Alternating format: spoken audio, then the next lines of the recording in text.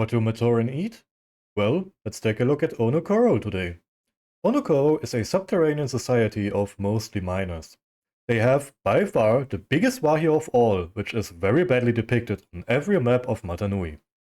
This is because what is depicted as Onu Wahi right here on the map is only the surface area surrounding Onu Koro.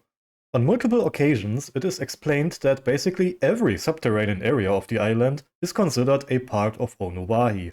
Onu Matorans live most of their lives in these tunnel systems, exploring them, mapping them, digging new tunnels, and mining everything they find.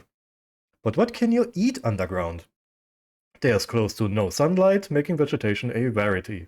Livestock can't really be kept up because there's not much they can eat. If there just be something that you can grow in the dark, in humid places. Well, there is. Mushrooms. Mushrooms have been farmed underground many times in history, and I can imagine Onu Koro basically living off them. Of course, Onu Koro would likely find deposits of salt, just casually mining.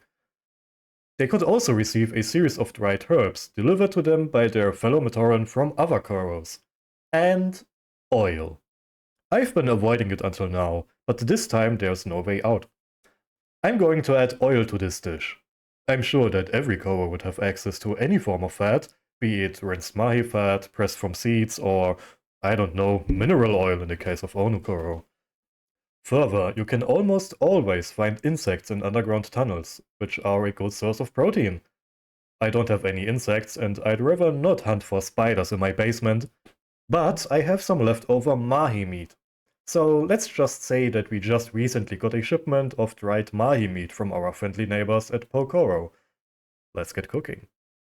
I'm starting by removing the stems from the mushrooms, cutting them in small pieces and mixing them with salt, some of our dried meat, and the herbs. In case you're wondering, I've been using parsley all the time. Make sure to add more salt and herbs than you think you need. Trust me, you'll need it. In a lubricated pan, we then gently fry this mix.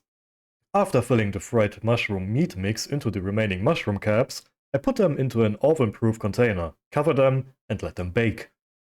And now we have to talk about beer. Yes, I know, but hear me out. Beer has been used as a staple food by humans for almost the entirety of our history. Since the earliest times, humans have been brewing beer from grains and leftover bread. Sumerians, Aztecs, and most others after them have used fermentation as a way to increase the shelf life of things, including bread. Drinking the result for the calories it provides, not the alcohol content. Ancient beer was in fact much weaker than our modern stuff. I can imagine Onu Koro being provided with grains or bread from other Koros, which they then put into large containers and just let it sit, fermenting it to make it more reliable and a longer lasting energy source. I've actually been trying to make ancient beer myself, soaking bread in water and mixing it with yeast and some yeast nutrition. But this stuff is vile. I failed, which is why I'm reaching for a more modern approach. And here we have it. The meal of an Onu Koro miner. Mushrooms filled with mushrooms.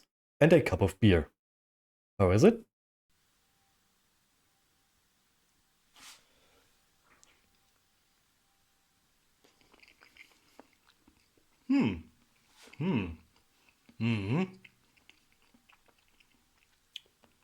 Onu Koro is eating good. 12 out of 10. It's delicious.